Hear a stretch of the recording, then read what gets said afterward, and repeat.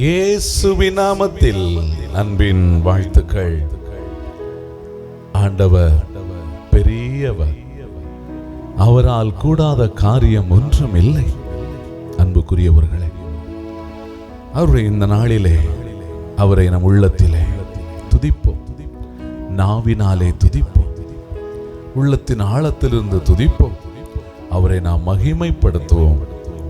அவரே நமக்கு எல்லாவற்றையும் செய்கிறவர். உம்மால் ஆகாத காரியம் ஒன்றும் இல்லை ஆண்டவரே என்று நாம் அவரை பாடி அவரை நாம் மகிமைப்படுத்துவோம். ஆமென்.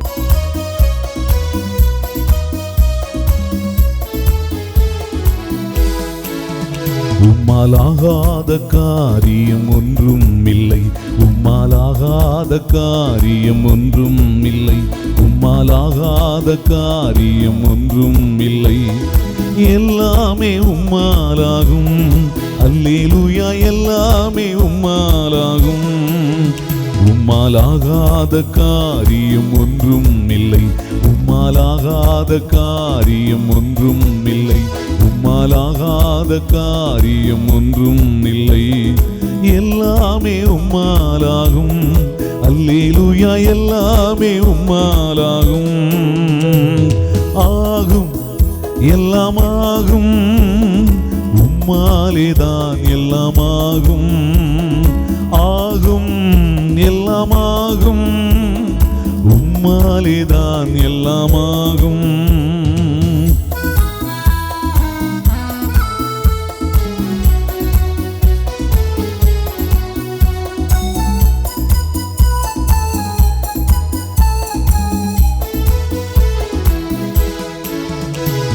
சொல்லி முடியாத அற்புதம் செய்பவர் நீரே ஐயா, நீரே. எண்ணி முடியாத அதிசயம் செய்பவர் நீரே ஐயா, நீரே. சொல்லி முடியாத அற்புதம் செய்பவர் நீரே ஐயா, நீரே. எண்ணி முடியாத அதிசயம் செய்பவர் நீரே ஐயா, நீரே. அப்பா உமக்கு ஸ்தோத்திரம், அன்பே உமக்கு ஸ்தோத்திரம். அப்பா உமக்கு ஸ்தோத்திரம், அன்பே உமக்கு ஸ்தோத்திரம். உம்மால் ஆகாத காரியம் ஒன்றும் இல்லை, உம்மால் ஆகாத காரியம் ஒன்றும் இல்லை, உம்மால் ஆகாத காரியம் ஒன்றும் இல்லை. எல்லாமே உம்மாலாகும், அல்லேலூயா, எல்லாமே உம்மாலாகும். ஆகும், எல்லாமாகும், உம்மாலேதான் எல்லாமாகும். ஆகும், எல்லாமாகும், உம்மாலேதான் எல்லாமாகும்.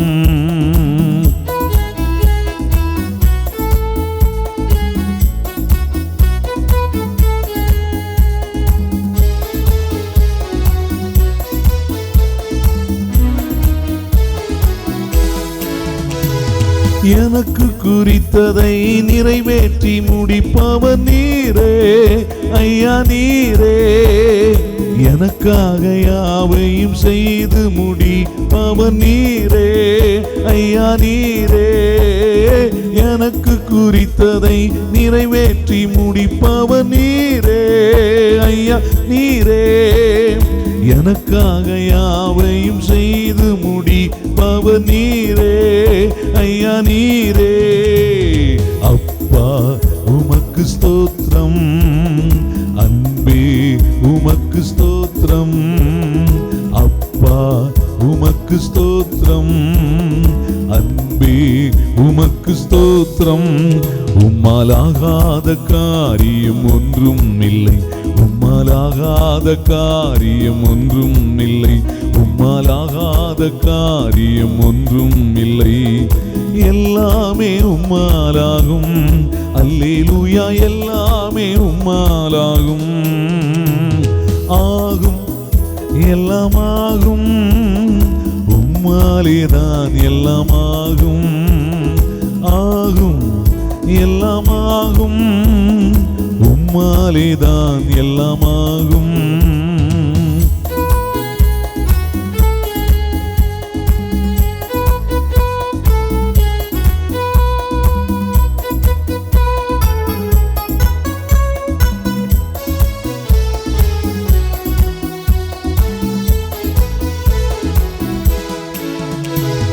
வறண்ட நிலத்தை நீரூற்றாய் மாற்றுபவர் நீரே ஐயா நீரே. அவந்திர வெளியை தண்ணீராய் மாற்றுபவர் நீரே ஐயா நீரே. வறண்ட நிலத்தை நீரூற்றாய் மாற்றுபவர் நீரே ஐயா நீரே. அவந்திர வெளியை தண்ணீராய் மாற்றுபவர் நீரே ஐயா நீரே. அப்பா உமக்கு ஸ்தோத்திரம், அன்பே உமக்கு ஸ்தோத்திரம். அப்பா உமக்கு ஸ்தோத்திரம், அன்பே உமக்கு ஸ்தோத்திரம். உம்மாலாகாத காரியம் ஒன்றும் இல்லை, உம்மாலாகாத காரியம் ஒன்றும் இல்லை, உம்மாலாகாத காரியம் ஒன்றும் இல்லை. எல்லாமே உம்மாலாகும், அல்லேலூயா எல்லாமே உம்மாலாகும். ஆகும் எல்லாமாகும், இயேசுவாலே எல்லாமே ஆகும். ஆகும் எல்லாமாகும், இயேசுவாலே எல்லாமே ஆகும். ஆகும் எல்லாமாகும், இயேசுவாலே எல்லாமே ஆகும். ஆகும் எல்லாமாகும், இயேசுவாலே எல்லாமே ஆகும். ஹல்லேலூயா. இயேசுவில் அன்பிற்குரிய சகோதர சகோதரிகளே, இன்று ஜனவரி மாதம் 3ஆம் தேதி 2026ஆம் ஆண்டு சனிக்கிழமை. இன்று மாதத்தின் ஆண்டின் முதல் சனிக்கிழமை. மரியாளின் மாசற்ற இருதயத்திற்கு நம்மையும் நமது குடும்பங்களையும் ஒப்பு கொடுக்கும் ஒரு அருமையான நாள்.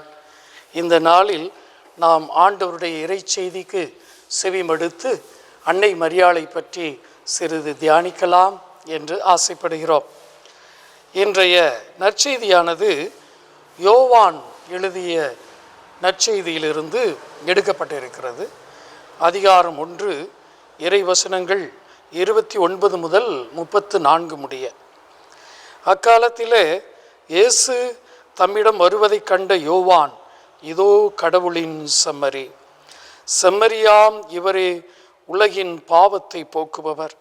எனக்கு பின் வரும் இவர் என்னை விட முன்னிடம் பெற்றவர், ஏனெனில் எனக்கு முன்பே இருந்தார் என்று நான் இவரை பற்றியே சொன்னேன். இவர் யார் என்று எனக்கு தெரியாது இருந்தது, ஆனால் இஸ்ரேல் மக்களுக்கு இவரை வெளிப்படுத்தும் பொருட்டே நான் வந்துள்ளேன். தண்ணீரால் திருமுழுக்கு கொடுத்தும் வருகிறேன் என்றார். தொடர்ந்து யோவான் சான்றாக கூறியது, தூய ஆவி புறாவை போல் வானிலிருந்து இறங்கி இவர் மீது இருந்ததை கண்டேன். இவர் யாரென்று எனக்கு தெரியாது இருந்தது, ஆனால் தண்ணீரால் திருமுழுக்கு கொடுக்கும்படி என்னை அனுப்பியவர், தூய ஆவி இறங்கி யார் மீது இருப்பதை காண்பீரோ அவர் தூய ஆவியால் திருமுழுக்கு கொடுப்பவர் என்று என்னிடம் சொல்லியிருந்தார். நானும் கண்டேன், இவரே இறை மகன் என சான்றும் கூறி வருகிறேன். இயேசுவில் அன்புக்குரியவர்களே, முதலில் இன்றைய நற்செய்தியை பற்றி ஒரு சிறிய கருத்து பரிமாற்றத்தை உங்களோடு பகிர்ந்து கொள்கிறேன். அன்பார்ந்தவர்களே, திருமுழுக்கு யோவான் அங்கே அந்த மக்களுக்கு முன்பாக திருமுழுக்கு கொடுத்து கொண்டிருக்கிறார். திருமுழுக்கு என்று சொல்லுகின்ற பொழுது முதலிலே அதில் ஒரு தெளிவு வேண்டும். இந்த வார்த்தையில் ஒரு தெளிவு தேவைப்படுகிறது. நாம் சொல்லக்கூடிய திருமுழுக்கு என்பது இப்பொழுது கத்தோலிக்க திருச்சபையில் நாம் பயன்படுத்தக்கூடிய திருமுழுக்கு என்பதை ஞான ஸ்நானம் என்று அழைக்கிறோம்.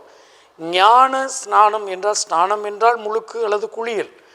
ஞானம் என்றால் அதற்கு வேறு அர்த்தம் இருக்கிறது. திரு என்று சொன்னால் மட்டும் போதாது. ஞானம் என்றால் பரிசுத்த ஆவி என்ற முதல் அர்த்தம். ஞானம் என்றால் பரிசுத்த ஆவியினால் முழுக்கு அல்லது பரிசுத்த ஆவியினால் ஒரு குளிப்பாட்டுதல் என்று முதல் அர்த்தம். ஞானம் என்பது புனிதம், புனிதத்தை சார்ந்த ஒரு குளியல் என்று அர்த்தம். ஆகவே ஞான ஸ்நானம் என்ற பழைய தமிழிலிருந்து புதிய தமிழிலே திருமுழுக்கு என்று சொல்லுகின்ற பொழுது நாம் அதில் சற்று குழப்பம் அடையலாம். காரணம் என்னவென்று பார்க்கின்ற பொழுது, இன்று பிரிவினை சபைகள் நம்மிடம் சொல்லக்கூடியது, நீங்கள் வயது முதிர்ந்த பிறகு வளர்ந்த பிறகுதான் திருமுழுக்கு கொடுக்க வேண்டும். அதுவும் எப்படி கொடுக்க வேண்டும்? முழுக்கு ஞானஸ்தானம் கொடுக்க வேண்டும், முழுக்கு திருமுழுக்கு கொடுக்க வேண்டும். அப்படின்னா தண்ணியில் முங்கி தான் எழும்பணும். இதுதான் இன்று வரக்கூடிய ஒரு மிகப்பெரிய ஒரு வாக்குவாதம். அன்பார்ந்தவர்களை, பாலைவன நாடுகளில் இருக்கிறார்கள் மக்கள். இப்போ நம்ம நாட்டிலே ராஜஸ்தான்லாம் இருக்குது, பயங்கரமான பாலைவனம். அங்கே ஒரு சில மாதங்களில் தண்ணீரே இருக்காது. அப்போ அவங்க எப்படி முழுக்க ஞானஸ்தானம் எடுக்க முடியும்? அரபு நாடுகளில் முங்கக்கூடிய அளவிற்கு தண்ணீர் இல்லை, அவர்கள் எப்படி முழுக்க ஞானஸ்தானம் எடுக்க முடியும்? சற்று யோசிக்க வேண்டிய காரியம். காரணம், இந்த திருமுழுக்கு யோவான் அருளப்பர் அங்கே கொடுத்து கொண்டிருந்தது முதலில் இன்று நாம் சிந்திக்கக்கூடிய புரிந்திருக்கக்கூடிய இந்த ஞானஸ்தானமோ அல்லது திருமுழுக்கோ கிடையாது. அவர் அப்பொழுது என்ன செய்தார்? அந்த ஆற்றங்கரையிலே நின்று கொண்டிருக்கிறார். நின்று கொண்டிருப்பது யோர்தான் நதி. யோர்தான் நதி என்பது ஆண்டவரின் ஆசி பெற்ற இடம், ஆண்டவருடைய வல்லமை இறங்கும் இடம். அங்கே அந்த தண்ணீர் இரண்டாக பிரிந்து நின்ற இடம். நாமான் அங்கே குளித்து தன்னுடைய உடம்பில் இருந்த தொழுநோய் நீங்கிய இடம். இவ்வாறு சொல்லிக்கொண்டே போகலாம். அந்த யோர்தான் நதி மக்கள் ஒரு புனிதமான நதியாக, ஆண்டவருடைய செயலாற்றல் நடைபெறும் நதியாக அதை கண்டு பாவித்தார்கள். அத்தகைய ஒரு நதியில் அங்கே திருமுழுக்கு யோவான் என்ன செய்கிறார்? அங்கே நின்று கொண்டு வரக்கூடிய மக்கள் யாரெல்லாம் தங்களுடைய பாவங்களுக்காக மனம் வருந்துகிறார்களோ, தெளிவாக இருக்க வேண்டும், யாரெல்லாம் தங்களுடைய பாவங்களுக்காக மனம் வருந்துகிறார்களோ அவர்களை பாவத்தை மன்னிக்கும் அடையாளமாக அந்த தண்ணியிலே முங்கி அவர்களை அனுப்பிவிடுகிறார். இதுதான் அங்கே நடந்த ஒரு திருமுழுக்கு. பாவ மன்னிப்பு சடங்கு என்று சொல்லலாம்.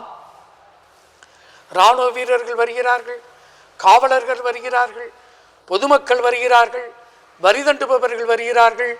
அவரவர் சொன்ன பாவத்திற்கு ஏற்ப அவர்களுக்கு அங்கே திருமுழுக்காற்றி தண்ணியில் முக்கி எடுத்து வெளியில் விடுகிறார். அப்போ அந்த தண்ணியில் குளித்து அவர்கள் வெளியில் சென்றது அவர்கள் பாவங்கள் மன்னிக்கப்பட்டதன் அடையாளமாக இருந்தது. இது இன்று கத்தோலிக்க திருச்சபையிலும் இருக்கிறது. நம்முடைய பாவங்கள் மன்னிக்கப்படுவது இங்கே நம்முடைய பாவ சங்கீதனத்தில். அப்போது அங்கே திருமுழுக்கு யோவானிடம் வந்து மக்கள் தங்களுடைய பாவங்களை அறிக்கையிடுகிறார்கள். அந்த பாவங்கள் அறிக்கையிட்ட பிறகு அவர்களுடைய பாவங்கள் மன்னிக்கப்படுவதன் அடையாளமாக தண்ணீரிலே முங்கி அவர்கள் அனுப்பப்படுகிறார்கள். அப்போ இப்பொழுது இருக்கக்கூடிய இதே நம்முடைய பாவ சங்கீதனம் தான் அப்பொழுது திருமுழுக்கு யோவான் செய்தார். இப்போ நம்ம ஊரில் திருவிழா வருகிறது, கிறிஸ்மஸ் வருகிறது, வேறு நம்முடைய ஈஸ்டர் பண்டிகை வருகிறது. அந்த நாட்களிலே தவக்காலத்திலும் மற்ற நாட்களிலும் நம்முடைய ஊரில் அருட்தந்தையர்கள் ஒரு பொதுவான பாவ சங்கீதனத்திற்கு ஏற்பாடு செய்கிறார்கள். பல இடங்களிலிருந்தும் குருக்களை வரவழைத்து செய்திகள் கொடுத்து அங்கே பாவ சங்கீதனத்துக்கு தயாரிக்கப்படுகிறார்கள். பாவ சங்கீதனம் செய்கிறோம். இதுதான் அப்பொழுது திருமுழுக்கு யோவானிடம் அங்கு இருந்த மக்கள் செய்து கொண்டார்கள். அதனால் அது தண்ணீரால் கொடுக்கப்பட்ட ஒரு பாவ மன்னிப்பு சடங்கு. ஆனால் அதனால தான் அவர் மாற்றி சொல்றார், இயேசு வருகின்ற பொழுது இந்த தண்ணியில் கொடுக்க மாட்டார். இயேசு வருகின்ற பொழுது இந்த தண்ணியில் உங்களுக்கு ஞானஸ்தானம் கொடுக்க மாட்டார். அவர் கொடுக்கும் திருமுழுக்கு பரிசுத்த ஆவியால். அதனால்தான் இன்று நம்முடைய திருமுழுக்கு ஞானஸ்தானம் குழந்தையாக நாம் கொடுக்கின்ற பொழுது பரிசுத்த ஆவி அங்கே இறங்கி செயல்படுகிறார். நம்முடைய திருமுழுக்கு என்பது புதிய புரிதல் வருகிறது. எப்படி என்றால், இயேசுவை 8ஆம் நாளில் விருத்த சேதனம் செய்து அந்த குழந்தையை காணிக்கையாக ஒப்பு கொடுக்கிறார்கள். இஸ்ரேல் மக்கள் 8ஆம் நாள் அல்லது 40ஆம் நாள் இந்த சடங்கை, தூய்மை சடங்கை செய்தார்கள். அங்கே அந்த குழந்தைக்கு விருத்த சேதனம் செய்யப்படுகிறது. அந்த புறாக்கள் காணிக்கையாக ஒப்பு கொடுக்கப்படுகிறது. அந்த குழந்தை காணிக்கையாக ஒப்பு கொடுக்கப்படுகிறது. அன்று முதல் அந்த குழந்தை அந்த யூத மதத்தின் ஒரு உறுப்பினராக செயல்படுகிறது. அதே போல் தலைச்சன் குழந்தை என்பது அது கடவுளுக்குரிய குழந்தை. அதற்கு பலி கொடுத்து அந்த குழந்தையை இவர்கள் பெற்றுக்கொள்கிறார்கள். இயேசுவுக்கு அதுக்காக 2 மாடப்புறாக்கள் பலி கொடுக்கப்பட்டது. ஆதலால் நம்முடைய கத்தோலிக்க திருச்சபையில் இருக்கக்கூடிய திருமுழுக்கு என்பது இந்த சம்பவத்திற்கு, இந்த நிகழ்வுக்கு ஒப்பானது. எவ்வாறு இயேசுவை ஆலயத்தில் காணிக்கையாக ஒப்பு கொடுக்கிறார்களோ, அன்று முதல் இயேசு அந்த யூத மதத்தின் ஒரு உறுப்பினராக செயல்படுகிறார். இன்று நாமும் கத்தோலிக்க கிறிஸ்துவ மதத்தில் நாம் திருமுழுக்கு கொடுக்கின்ற பொழுது அந்த குழந்தை கத்தோலிக்க திருச்சபையிலே, இந்த உலகளாவிய திருச்சபையிலே ஒரு உறுப்பினராக, அங்கமாக ஒரு குழந்தை உருவெடுக்கிறது. முதல் காரியம். 2வது காரியம், இந்த குழந்தை கடவுளின் மகனாக, மகளாக மாறுகிறது. இந்த குழந்தை கடவுளின் மகனாக, மகளாக மாறுகிறது. திருமுழுக்கு நாம் கொடுக்கின்ற பொழுது அந்த குழந்தை சாத்தானினுடைய ஜென்ம பாவத்திலிருந்து கழுவப்படுகிறது. ஜென்ம பாவம் என்ன செய்தது? ஜென்ம பாவம் அங்கே மக்களை மிகவும் ஒரு மோசமான நிலைக்கு தள்ளியது. என்ன? ஜென்ம பாவத்தின் விளைவு அங்கே மக்களுக்கு மோட்ச வாசல் மூடப்பட்டது. அப்போ அவர்களுடைய பாவங்களுக்கு மன்னிப்பு கிடைக்கல. அவர்கள் ஆடுகளை மாடுகளை வெட்டி பலி கொடுத்தார்கள்.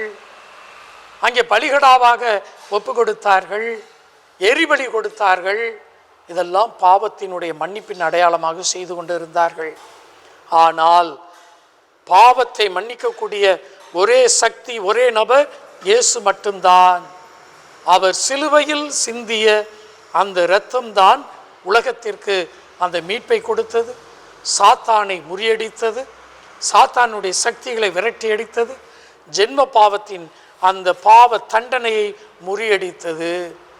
அதனால்தான் பாஸ்கா விழாவிலே, இரவிலே, உயிர்ப்பு விழா என்று குருவானவர் பாடுகிறார், சாத்தானே உன் வெற்றி எங்கே, சாத்தானே உன் கொடுக்கு எங்கே என்று குருவானவர் சொல்லுகிறார். அன்பு மக்களே, அதை முறியடித்தவர் இயேசு, இயேசுவின் இரத்தம், இயேசுவின் இரத்தம்.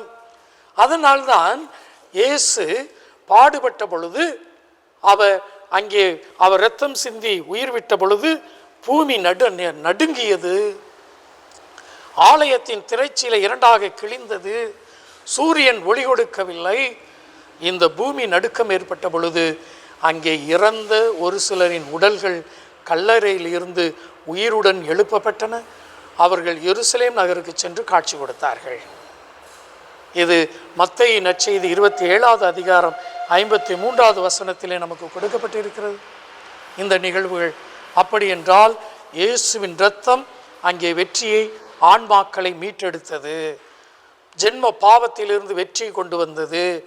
அதனால்தான் நம்ம விசுவாச பிரமாணத்திலே சொல்லுகிறோம், பாடுபட்டு சிலுவையில் அறையுண்டு மரித்து அடக்கம் செய்யப்பட்டு பாதாளங்களில் இறங்கி 3ஆம் நாள் உயிர்த்தெழுந்தார். அதாவது இயேசு வரை இறந்த ஆன்மாக்கள் பாதாளங்களில் தள்ளப்பட்டார்கள். அந்த பாதாளத்தில் தள்ளப்பட்ட ஆன்மாக்களை மீட்டு எடுத்து வந்தவர் இயேசு. அப்போ அவருடைய இரத்தம் அந்த பாவங்களை மன்னிக்கும் இரத்தமாக இருந்தது, அந்த பாவங்களிலிருந்து மீட்டெடுக்கும் இரத்தமாக இருந்தது. அதனால்தான் இயேசு 3ஆம் நாள் உயிர் தழுகிறார். பாதாளங்களிலிருந்து அவர் மீண்டு வந்தார். அன்பார்ந்தவர்களே, இந்த ஒரு இப்பொழுது நான் சொன்ன இந்த ஒரு நிகழ்வு, இந்த ஒரு மீட்பின் செயல்பாடு, இதுதான் ஒரு குழந்தைக்கு திருமுழுக்கு கொடுக்கின்ற பொழுது நடக்கிறது. ஒரு குழந்தைக்கு திருமுழுக்கு கொடுப்பது நமக்கு ஏதோ ஒரு சிறிய சடங்காக இருக்கலாம். ஆனால் அந்த குழந்தை இயேசுவின் பாடுகளில் பங்கெடுக்கிறது. இயேசு சிந்திய திருரத்த பலன்களை அந்த குழந்தை பெற்றுக்கொள்கிறது. திருமுழுக்கு யோவான் கொடுக்கக்கூடிய திருமுழுக்கு போன்றது அல்ல. இதை நாம் புரிந்து கொள்ள வேண்டும். பிரிவினை சபைகள் நம்மிடமிருந்து வேறுபடுத்தி காட்டிக்கொள்வதற்காக அவர்கள் அங்கே முழுக்கு ஞானஸ்தானம் என்று உருவாக்கினார்கள். அவர்கள் உருவாக்கி ஒரு 500 ஆண்டுகள் கூட இல்லை. ஆனால் அதற்கு முன்பு என்ன நடந்தது? ஆதி திருச்சபையில் மட்டும்தான் அனைவருக்கும் திருமுழுக்கு, குழந்தையோ வயசானவங்களோ எல்லாருக்கும் கூட திருமுழுக்கு, நம்பியவர்களுக்கு விசுவசித்தவர்களுக்கு திருமுழுக்கு. ஆனால்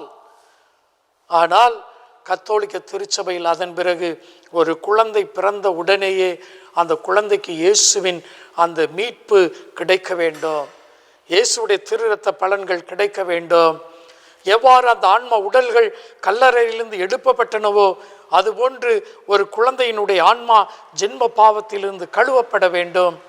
அதற்காகத்தான் நாம் வைத்திருக்கக்கூடிய திருமுழுக்கு என்பது வேறு. அங்கே திருமுழுக்கு யோவான் நிகழ்த்திய திருமுழுக்கு என்பது வேறு. அங்கே திருமுழுக்கு யோவான் நிகழ்த்தியது ஒரு பாவ மன்னிப்பு சடங்கு, அதுதான் அங்கு நிகழ்ந்தது. எனவே இதில் நாம் குழப்பிக்கொள்ளக்கூடாது. இன்று பிரிவினை சபைகள் குழப்புவதால் ஏன் நாம் மட்டும் சின்ன பிள்ளைகளையே திருமுழுக்கு கொடுக்கிறோம் என்ற ஒரு புது கேள்வியை நாம் எடுத்துக்கொண்டு வரக்கூடாது. மேலை நாடுகளில் ஒரு சிலர் எனக்கு கொடுத்த ஞானஸ்தானம் செல்லாது, காரணம் எனக்கு தெரியாது, நான் திருமுழுக்கை பெற்றுக்கொண்டதால் கிறிஸ்தவனானேன், எனக்கு அதிலே நம்பிக்கை இல்லை, எது வேண்டுமானாலும் அவர்கள் பிதற்றி கொள்ளலாம். ஆனால் அவர்களுக்கு நடந்தது, அவர்களுடைய பாவங்களிலிருந்து கழுவப்பட்டார்கள். ஜென்ம பாவத்திலிருந்து அந்த குழந்தை விடுதலை பெற்று கொண்டு இருக்கிறது. எனவே என் அன்பு மக்களே, இந்த திருமுழுக்கு என்பது நாம் வைத்திருக்கக்கூடிய ஞானஸ்தானம் முற்றிலும் வேறுபட்டது. வளர்ந்த பிறகு கொடுக்கக்கூடிய திருமுழுக்கு என்பது இப்பொழுது உருவாக்கப்பட்ட ஒரு புதிய ஒரு பாரம்பரியமாக ஒரு நடைமுறையாக இருக்கிறது. ஆதி திருச்சபை கொண்டு வந்தது குழந்தை ஞானஸ்தானம் என்பது இதுதான் அதன் அர்த்தமாக இருக்கிறது என் அன்பு மக்களே. அடுத்தபடியாக இன்றைய முதல் வாசகத்திலே இன்றைய முதல் சனிக்கிழமை, ஆண்டின் மாதத்தின் முதல் சனிக்கிழமை, அன்னை மரியாளின் மாசற்ற இருதயத்திற்கு ஒப்பு கொடுக்கப்பட்ட நாள். மரியாளுடைய மாசற்ற இருதயம் ஒவ்வொரு சனிக்கிழமையும் மகிமைப்படுத்தப்படுகிறது. ஒவ்வொரு முதல் சனிக்கிழமையும் அன்னை மரியாளுடைய வணக்க நாளாக கண்டுபாவிக்கப்படுகிறது. அநேக அன்னையின் ஆலயங்களிலே இந்த முதல் சனிக்கிழமையில் அநேக பக்தி முயற்சிகள், அநேக நவநாட்கள், அநேக ஜபங்கள் இப்படியெல்லாம் கொண்டாடப்படுகிறது. காரணம், அன்னை மரியாளுக்கு இந்த சனிக்கிழமையிலே மிகப்பெரிய மகிமை சேர்க்கும் நாளாக இருக்கிறது. அது இந்த 2026 ஆண்டிலே முதல் சனிக்கிழமை என்கின்ற பொழுது இது ஒரு மகிமையின் நாள், ஒரு ஆசீர்வாதத்தின் நாள். ஆதலால் நாம் அன்னையை நினைப்போம், அன்னையை நினைத்து ஜெபிப்போம். இந்த நாளிலே அன்னை மரியாள் வழியாக நமக்கு ஒரு ஆசீர் கிடைக்கட்டும். அந்த கானாவூர் திருமணத்திலே அங்கே யாரும் கண்டுகொள்ளவில்லை. அந்த குடும்பத்தினுடைய அந்த திருமண வீட்டாரினுடைய மனபாரத்தை யாரும் புரிந்து கொள்ளவில்லை. அந்த திருமண வீட்டாருடைய கஷ்டத்தை யாரும் கண்டுகொள்ளவில்லை. ஆனால் அந்த திருமண வீட்டாரும் மாதாவை கண்டுகொண்டதாக எனக்கு தெரியவில்லை. அவங்களுக்கு இயேசு புதுமை செய்வார் என்று தெரியாது. அவர்கள் மாதாவிடம் வந்து, அம்மா உங்கள் மகன்கிட்ட சொல்லி எங்களுக்கு புதுமை செய்கள் என்று சொல்லி இருக்க மாட்டார்கள். மனம் நொந்து கொண்டு இருந்திருப்பார்கள். ஐயோ, ரசம்பத்திலேயே என்ன செய்வது, இந்த திருமண விருந்திற்கு வந்தவர்கள் என்னை ஏளனமாக நினைப்பார்களே என்று அவர்கள் ஏங்கி கொண்டு இருந்திருப்பார்கள். நம்ம திருமணத்தில் பிரியாணி போடுறோம், இன்னும் ஒரு 2 பந்திக்கு ஆள் இருக்குது, பிரியாணி முடிஞ்சு போச்சு, எப்படி இருக்கும், நமக்கு கஷ்டமாக இருக்கும். ஆண்டவரே, இனிமேல் திடீர்னு எப்படி சமைச்சு போடுறது, வந்த சொந்த பந்தங்கள் என்ன சொல்லுவாங்க, நமக்கு அவமானம் என்று நினைத்து கொண்டு இருப்போம். அன்பார்ந்தவர்களே, இங்கே மரியாள் அவர்களுடைய துன்பங்களை அவர்கள் சொல்லாமலே அவர்களிடமிருந்து புரிந்து கொள்கிறார். அவர்களிடமிருந்து புரிந்து கொண்டு தன்னுடைய மகனிடம் சென்று சொல்கிறார், அப்பா ரசம் தீர்ந்தது. இயேசு என்ன சொல்கிறார், என்னுடைய நேரம் இன்னும் வரலை, அதுக்கு நான் என்ன செய்யணும்? அன்னை மரியாள் இயேசுவிடம் ஒரு வார்த்தை கூட கெஞ்சவில்லை. இன்னைக்கு நம்ம வீட்டில் பிள்ளைங்க கடைக்கு போகணுனால் கூட, ராசா தம்பி செல்லம் கடைக்கு போயிட்டு வாப்பா அப்படின்னாலும் போக மாட்டான். அடுத்து என்ன செய்யணும், சரி அதில் மீத வர்ற 4 ரூபா 5 ரூபா அல்லது 10 ரூபா உனக்கு தான், போயிட்டு வா அப்படின்னு சொன்னதுக்கப்புறம் தான் போகிறான். நம்முடைய குழந்தை அது கடைக்கு செல்கின்ற பொழுதே இப்படி வளர்க்க வேண்டி இருக்கிறது. ஆனால் இயேசு ஒரு வளர்ந்த மகன், 30 வயது இளைஞன், அது கடவுளின் குழந்தை என்று சொல்லப்பட்டது. ஆனால் மாதா அந்த மகனிடம் கெஞ்சவில்லை, மன்றாடவில்லை. அதிகாரம் அவர் என்ன சொல்லுகிறார்? அங்கே இயேசுவிடம் அவர் ஒன்றுமே சொல்ல. இயேசு தான் சொல்ல, நேரம் வரலன்னு சொல்கிறார்.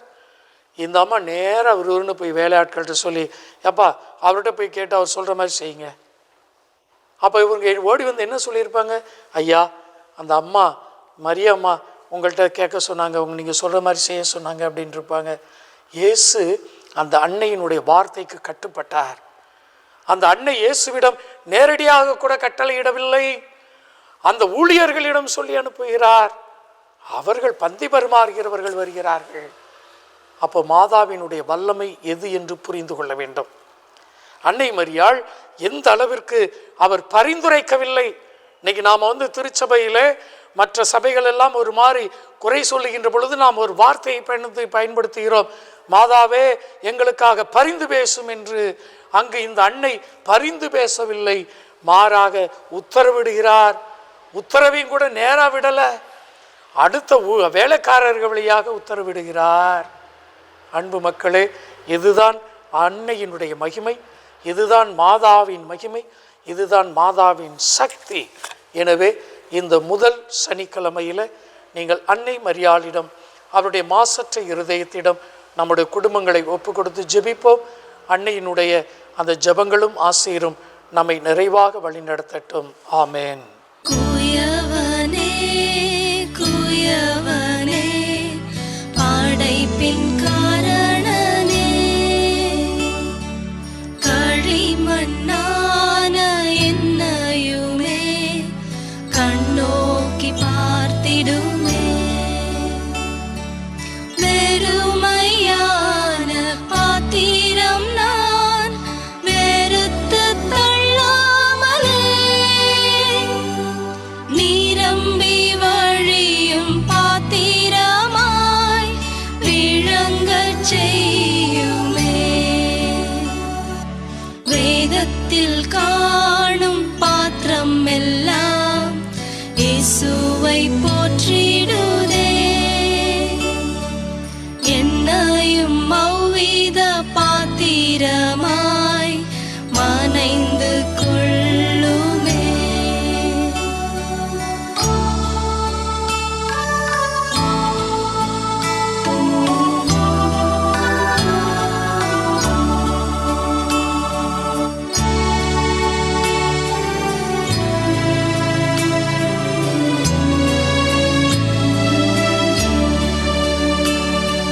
விலை போகாத பாத்திரம் நான் விரும்புவாரில்லையே,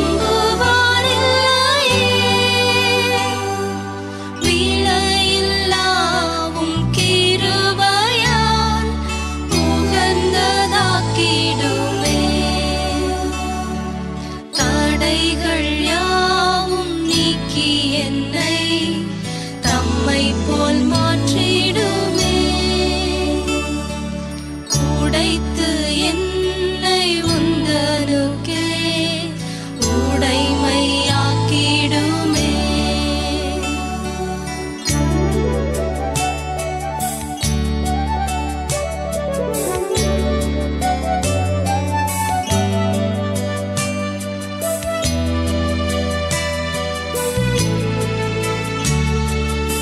மண்ணாசையில் நான் மயங்கியே மெய்வாழி விட்டகன்றேன்,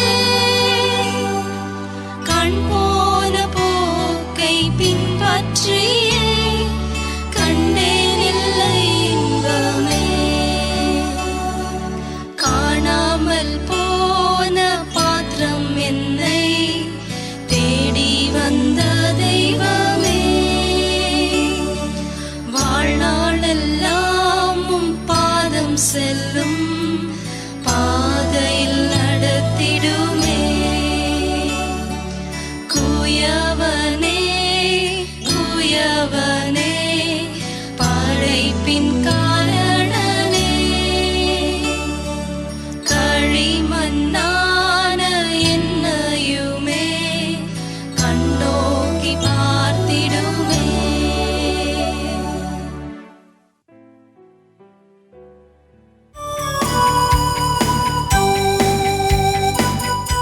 the Lord. என் அன்புக்குரியவர்களே, ஆண்டவர் உங்களோடு இருக்கிறார். நீங்க நல்லா இருப்பீங்க. ஆண்டவர் உங்களை நிறைவாக ஆசீர்வதிப்பார். இந்த நாளிலும் கூட உங்களை சந்திப்பதில் ரொம்ப சந்தோஷம். ஆண்டவருடைய இரக்கம் உங்க வாழ்க்கையில வெளிப்படுகிறது. நீங்கள் எடுக்கிற எல்லா முயற்சியிலும் ஆண்டவர் உங்களுக்கு வெற்றியை தருவார். சங்கீதம் 91:15 சொல்லுகிறது, அவர்கள் என்னை நோக்கி மன்றாடும் போது அவர்களுக்கு பதிலளிப்பேன். ஆண்டவர் சொல்றாரு, நான் என் பிள்ளைகளுக்கு நான் பதில் அளிப்பேன். எனக்கு பிரியமானவர்களே, நாம வாழ்கிற உலகம் ரொம்ப வேகமா பலவிதமான அலுவல்களையும் பலவிதமான காரியங்களையும் பயணித்து கொண்டே இருக்கிறோம். ரொம்ப பிஸியான உலகம். யாரும் யாரையும் கண்டுக்கிறது இல்ல. யாரு கூப்பிட்டாலும் யாரும் பதில் கொடுக்கிற மாதிரி இல்லை. அநேகர் பாருங்க, கஷ்டத்தின் மத்தியிலும் துன்பத்தின் மத்தியிலும் துயரத்தின் மத்தியிலும் இன்னைக்கு பல இடங்கள்ல கூப்பிடுறோம், யாராவது ஒரு ஹெல்ப் பண்ணுங்களேன், யாரும் கேட்கறது இல்ல. காது அடைக்கப்பட்டு விட்டது. ஆனா ஆண்டவர் சொல்றாரு, என் மகளே என்னை நோக்கி கூப்பிடுறியா? என் மகனே நீ என்னை நோக்கி கூப்பிடுறியா? நான் உனக்கு பதில் அளிப்பேன். எனக்கு பிரியமானவர்களே, ஒரு பதில் நமக்கு கிடைக்கிறது என்றால் அர்த்தம் என்ன தெரியுமா? அந்த பதில் வரும் பொழுது நம்முடைய வாழ்க்கையே மாறுகிறது. Praise the Lord. எனக்கு பிரியமானவர்களே, இன்னைக்கு ஒருவேளை மனிதர்களுடைய பதில் உங்களுக்கு எப்படி இருந்திருக்கலாம்? உனக்கு நடக்காது, முடியாது, கிடைக்காது, நீ பிழைக்க மாட்ட, உன் வாழ்க்கையில முன்னேற மாட்ட, இப்படியே பதில் நிறைய பேர் கொடுத்திருக்கிறாங்க. இந்த பதிலெல்லாம் தூக்கி சுமக்கும் போது வாழ்க்கை சோர்வடைந்து போகிறது, பலவீனம் அடைந்து போகிறது. ஆனால் ஆண்டவர் உங்களுக்கு பதில் அளிப்பார் என்றால் அர்த்தம் என்ன?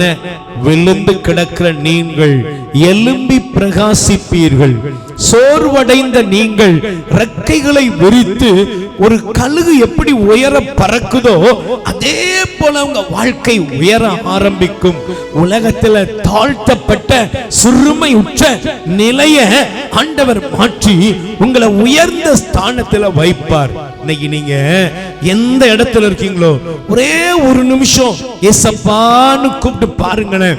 ஏசப்பா என் மேல இரக்கம் வைங்க, ஏசப்பா என்ன ஆசீர்வதிங்க, ஏசப்பா என்ன குணப்படுத்துங்க, ஏசப்பா என் வாழ்க்கையின் சூழ்நிலையை மாற்றி தாங்கன்னு சொல்லி நீங்கள் கூப்பிடும் பொழுது உங்களுக்கு பதில் அளிக்கும்படி நம் பரம தகப்பன் அன்பான அப்பா இயேசு ஆண்டவர் இயேசு ராஜா உங்கள் அருகில் இருக்கிறார். கூப்பிடுவீங்களா? ஆண்டவரே, இப்பொழுது உம்மை நோக்கி இந்த மகன் இந்த மகள் கூப்பிடுகிறார்கள். என் இயேசு ராஜாவே எனக்கு பதில் தாரும், என் கண்ணீரை துடையும், என் வியாதிகள் வருத்தங்கள் பிரச்சனைகள் எல்லாவற்றிலிருந்தும் நீர் எனக்கு விடுதலை தர வேண்டும் என்று சொல்லி இவர்கள் ஜெபித்துக் கொண்டிருக்கிறார்கள். ஆண்டவரே, நீர் மனம் இறங்குவீராக, மனம் இறங்குவீராக. சங்கீதம் 91:15 என்னை நோக்கி நீங்கள் மன்றாடும்போது நான் உங்களுக்கு பதில் தருவேன் என்று சொன்னீரப்பா. எங்களுக்கு பதில் தாங்க ஆண்டவரே, எங்க வாழ்க்கையில பதில் தாங்கப்பா.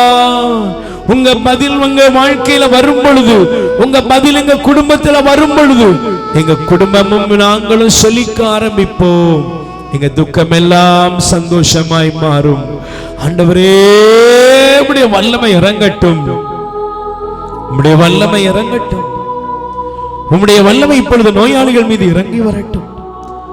ஆண்டவரே என்னை தொடும், ஆண்டவரே என்னை சுகப்படுத்தும் என்று இப்பொழுது உமக்காய் காத்திருக்கிற இந்த பிள்ளைகளுடைய வியாதிகள் பலவீனங்கள் நீங்கி போவதாக. அற்புதம் நடக்கட்டும். வியாதிகள் இப்பொழுது மகனே மகளே உன்னை விட்டு வெளியேறுகிறது. இயேசு உனக்கு பதில் தந்து உங்களை ஆசீர்வதிக்கிறார். நீர் தொட்டு சுகப்படுத்தி உன் பிள்ளைகளுக்கு பதில் கொடுப்பதற்காக நன்றி செலுத்துகிறோம். இயேசுவின் நாமத்தில் பிதாவே, ஆமென். என் அன்புக்குரியவர்களே, சங்கீதம் திருப்பாடல் 91:15 அவர்கள் என்னை நோக்கி மன்றாடும் போது அவர்களுக்கு பதில் அளிப்பேன் என்று சொன்னவர் இன்று உங்களுக்கு பதில் அளிக்கிறார். God bless you. மரியே வாழ்க.